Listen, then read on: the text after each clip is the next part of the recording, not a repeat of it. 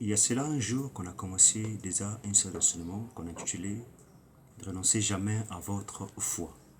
Et le jour passé, on a introduit pour pouvoir vous accorder la grâce de comprendre un peu là où nous voulons partir avec cette série d'enseignements. Et bien pour ce jour, nous allons prendre pour sujet « Seule main jamais abandonnée ». Je reprends « Seule main jamais abandonnée ».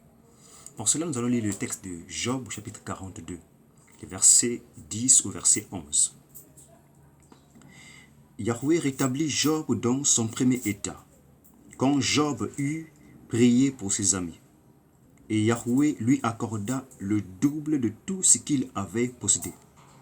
Les frères, les sœurs et les amis, les anciens amis de Job, vinrent tous le visiter, et ils mangèrent avec lui dans sa maison. Ils le plaignirent et le consolèrent de tous les malheurs que Yahweh avait fait venir sur lui, et chacun lui donna un quesita et un anneau d'or. Amen. Alors quand on regarde ce texte-là, on se rend compte qu'il est question ici de Job. Donc nous sommes bel et bien dans l'histoire de Job. C'est une histoire qui présente beaucoup des avis, des opinions et des diverses intentions lorsque nous abordons ce sujet. Eh bien, le mieux serait de prendre tout le livre de Job et de lire, dans le chapitre 1 jusqu'au chapitre 42. Et c'est là que nous pouvons avoir une bonne vue de l'histoire de Job. Eh bien, pour faire un petit résumé, c'est que l'histoire de Job se présente comme étant Job est celui qui a été éprouvé par Dieu. L'ennemi a réclamé Job au Seigneur, et le Seigneur a permis à l'ennemi d'atteindre Job, mais sans pourtant lui ôter la vie. Et lorsque ses amis apprirent que Job était souffrant parce qu'il avait perdu ses fils et ses filles aussi, ses biens et tout ce qu'il avait comme richesse ou encore comme ressources, eh bien ils sont venus le voir. Il s'agit d'Éliphaz, de Bildad et bien d'un autre ami encore. Alors lorsqu'ils sont venus pour le consoler, après un moment, ils ont commencé maintenant à donner des avis à Job pour lui faire comprendre que Job ne peut pas s'auto-proclamer juste devant Dieu. Il doit certainement pécher, c'est pour ça qu'il est en train de subir les conséquences. De même aussi, Job pensait qu'il n'a pas fait quelque chose de mal, mais Dieu doit lui montrer le mal que lui il a fait pour qu'il puisse subir le malheur qu'il endurait. Donc il y avait déjà l'ignorance au niveau de Job et l'ignorance au niveau de ses amis pour savoir qui était l'auteur du malheur qui était arrivé à leur ami Job. Eh bien, lorsqu'on voit la suite de l'histoire, on se rend compte que Dieu a fini par se révéler à Job pour lui montrer clairement ce qui s'est passé. Eh bien, il a commencé à interroger Job pour lui dire, lorsque j'ai commencé à créer, lorsque j'ai fondé la terre, tu étais où? Lorsque j'ai commencé à faire ceci, tu étais où? Quand j'ai dispatché la connaissance à chaque chose qui est de la nature, tu étais où? Et ensuite, nous arrivons vers la fin de ce livre, Job chapitre 42, là où nous trouvons ce texte, on lui dit que Yahweh rétablit Job dans son premier état. Job était dans son premier état riche. La Bible dit qu'il était l'un des personnages les plus influents ou encore le plus considérable dans l'Orient. Donc c'était, si on pouvait l'assimiler à notre temps, on pouvait dire que Job était comme si les multimilliardaires, l'un des hommes les plus puissants du siècle. Et cet homme-là a subi des maux difficiles, où il a perdu tous les biens qu'il avait. Il a perdu ses enfants d'abord, donc son propre sang, ses 7 fils et ses 3 filles, les richesses qu'il avait, des bœufs, les ânes et toutes ces choses-là qu'on pouvait voir dans le livre de Job. Alors quand on voit que Job vivait ces temps difficiles, eh bien, on se rend compte que Job n'avait pas la présence de ses frères, et de ses sœurs et de ses anciens amis. On pouvait dire que lorsqu'on lit l'histoire de Job, on se rend compte que c'est comme si Job n'avait pas de frères et de sœurs. Et pourtant, il a vécu des temps difficiles. Mais on ne mentionne pas que ses frères et ses sœurs, lorsqu'ils ont appris que Job vivait des temps difficiles, sont venus le consoler. Mais on dit simplement qu'après que Dieu ait fini de restaurer Job, c'est là qu'on parle maintenant des frères de Job et ses sœurs qui viennent maintenant pour faire quoi? Pour le plaindre et aussi le consoler. Vous voyez, il était seul à souffrir, bien que ses 3 amis étaient présents. Mais par contre, il souffrait. Son propre famille, ou encore disons son propre sang, ses frères, ses sœurs ne sont pas manifestés au moment de la souffrance. Vous pouvez aussi vivre ces temps comme ça, où vous vivez des temps difficiles. Vous êtes seul à vivre des temps difficiles comme ça. Vous êtes en train de souffrir. Vous êtes seul. Mais Dieu n'avait jamais abandonné Job. Bien que Dieu avait tenu une position silencieuse, mais Dieu n'avait jamais abandonné Job. Même lorsqu'il commençait à divaguer par ses propos, parce qu'il sentait la douleur commencer à monter, et la souffrance était là constamment, le jour tout comme la nuit. Lorsqu'il dort, eh bien, il arrive un moment, il commence à chercher la mort. Il commence à maudire le jour qu'il est même né. Seul, mais jamais abandonné par celui qu'il avait créé. Un temps silencieux pour Dieu, mais Dieu ne l'avait jamais abandonné. Remarquez bien, j'ai dit ceci que, on dit ceci au verset 11, les frères, les sœurs et les anciens amis de Job vinrent tous le visiter. Ce n'était pas au moment que Job était souffrant qu'ils sont venus, mais après seulement que Dieu ait restauré Job. Vous pouvez vivre des temps comme ça. Vous êtes en train de vivre des temps difficiles, critiques. Vous vous sentez comme si vous étiez seul, abandonné.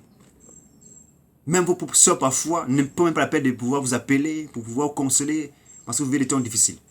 Parfois vos soeurs n'arrivent même pas à vous joindre. Bien que parfois ils ont le possibilité de pouvoir vous joindre, mais ils n'arrivent même pas à faire cela. Est-ce qu'elles sont méchantes? Je ne peux le dire. Est-ce que vos frères sont méchants? Je ne peux le dire. Mais Dieu seul sait s'ils sont méchants ou s'ils ne sont pas méchants. Mais Dieu permet que nous puissions aussi passer des temps comme ça, parce que ce sont des temps comme ça qu'il est en train de nous faire, de nous façonner, de nous bâtir, de nous construire, pour être des vaisseaux de consolation pour d'autres personnes aussi. Parce que Dieu ne fait rien au hasard. Tout ce qu'il fait a un but, comme dit l'Écriture dans le livre de Proverbes, verset 16, chapitre 16 plutôt, excusez-moi. Que tout ce que Dieu fait, il le fait pour un but. Job était exposé à des souffrances, ses amis étaient certes là, mais par contre, il était seul parce que sa famille n'était pas présente. Disons, ses frères et ses sœurs. Et on dit ici que même son ancien ami, non seulement ceux qui étaient venus le visiter pendant le deuil, pendant la souffrance, mais on dit aussi qu'il y avait d'autres amis aussi qui étaient venus après seulement qu'on ait rétabli Job à son premier état. On pourra dire même que donc ce sont des amis par intérêt, ce sont des frères par intérêt, ce sont des sœurs par intérêt. Dieu le sait.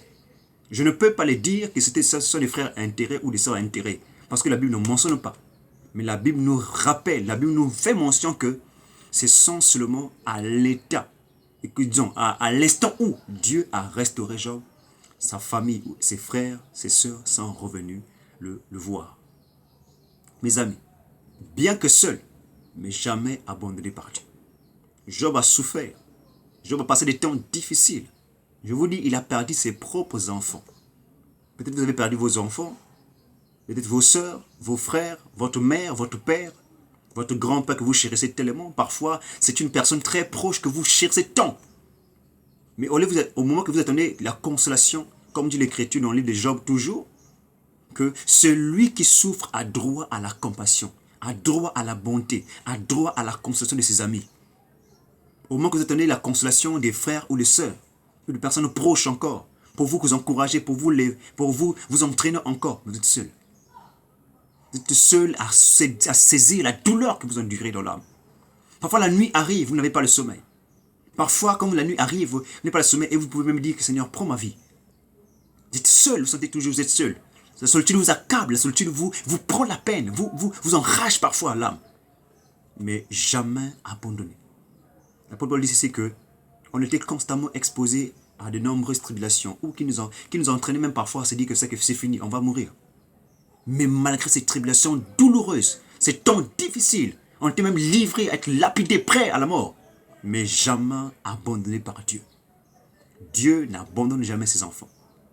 Même si vous passez par un chemin douloureux, même si vous passez par des temps difficiles, tellement difficiles, vous n'arrivez pas à comprendre. Vous vous sentez vraiment seul dans ce combat-là. Mais sachez simplement que vous n'êtes pas seul. Dieu est toujours là avec vous. Il y a un temps où Dieu se tait, mais il y a un temps où Dieu réagit. C'est ce qui s'est passé avec la vie de Job aussi. Quand le diable est rentré, il a saccagé la vie de Job. Il a saccagé la vie de Job, ses enfants, il a fait du mal. Dieu était toujours silencieux. Job s'est mis à se plaindre. Job s'est mis à se questionner. Job cherchait un moyen pour se justifier devant Dieu. Job cherchait l'entendre la voix de Dieu. Il ne s'est pas fait de manière automatique. Mais Dieu a permis d'abord à Job de vivre ces temps difficiles pour l'évaluer, pour le mener à comprendre que c'est un être fini. Ce n'est pas un être qui restera toujours par terre et sur terre. C'est un être qui va toujours finir, qui va toujours un jour s'éclipser, encore mourir. Mais Dieu veut faire une œuvre dans votre vie. Dieu le fait, Dieu se tient, Dieu garde son silence parce qu'il veut faire une œuvre profonde en vous. Pour qu'après cela, vous soyez demain un sujet de consolation pour ceux qui sont en train de souffrir. Je sais ce que je sais, je sais ce que je suis en train de dire. Je sais ce que c'est de manquer, d'avoir, de posséder, et aussi de manquer. De chercher à réfléchir comment je vais faire. Je sais ce que c'est. Vous pouvez dire ça, homme de Dieu, vous prêchez seulement les choses pour nous encourager. Mais est-ce que vous connaissez ce qu'est la souffrance? Je le sais. Mais Dieu sait mieux la souffrance que nous deux, que vous et moi. Et Dieu vous dit aujourd'hui, bien que seul, ne vous êtes jamais abandonné. Car il a dit, je suis avec vous tous les jours jusqu'à la fin du monde. Que Dieu vous aide à prendre conscience que même si vos frères ne sont pas présents pendant la souffrance, même si vos soeurs ne sont pas pendant la souffrance, même si vos amis les plus proches ne sont pas là, vous vous sentez vraiment seul, Dieu ne vous a jamais abandonné. Pour finir, regardez l'histoire de Lazare. Jésus était l'ami de Lazare. La Bible dit que Lazare était l'ami de Jésus. Mais lorsque Lazare est mort, Lazare était malade, Jésus n'est pas venu le voir à l'immédiat. Mais Jésus a attendu des jours. Et lorsque Lazare est mort, c'est là qu'il vient. On pouvait dire, mais quel ami hypocrite, quel ami imbécile. Donc il attend que lui il tombe, donc il arrive à l'extrémité, après c'est là qu'il réapparaît. On pouvait dire comme ça de Jésus. Mais Jésus apparaît au moment opportun pour pouvoir manifester la gloire de Dieu dans la vie de Lazare. Afin que tous ceux qui sont autour d'eux aient à dire un témoignage puissant que, bien qu'il n'était pas présent, mais il a manifesté une œuvre que personne ne peut faire. Qu'il soit présent maintenant. Que les gens soient là avec vous pour vous encourager. Vous souffrez, sachez simplement que vous n'êtes pas le seul.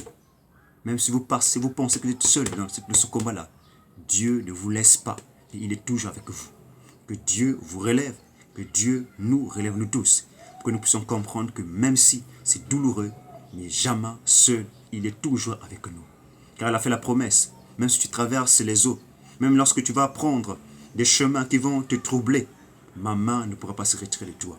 Et comme l'a dit encore la parole du Seigneur, je suis avec vous tous les jours. Même si les eaux vont essayer de pouvoir vous emporter, vous ne pourrez jamais être ébranlés par ces choses. Et comme dit l'Écriture, ceux qui se confient en l'Éternel renouvellent leur force. Ceux qui se confient en l'Éternel sont comme la montagne de Sion. Ils ne chancellent pas, mais elles restent inébranlables. C'est ainsi tous ceux qui, malgré que Dieu s'était pendant un temps, seul oui, mais jamais abandonné. Prions le Seigneur. Père, merci pour ce jour, pour cette parole que tu nous as donnée, Seigneur, en ce jour. Pour ceux qui souffrent, qui sont déjà à terre, qui n'arrivent même pas, qui ont déjà rétrogradé, qui ont rebroussé chemin. Que ce message soit un aliment de réconfort, de relèvement, de réforme, de reconstruction, de rénovation, de renouvellement dans leur vie, dans leur âme, pour que ceux-ci reviennent à toi. Que tu es notre Seigneur, notre Sauveur. Sois béni pour ce message, pour ta gloire seule, au nom du Christ Jésus. Amen.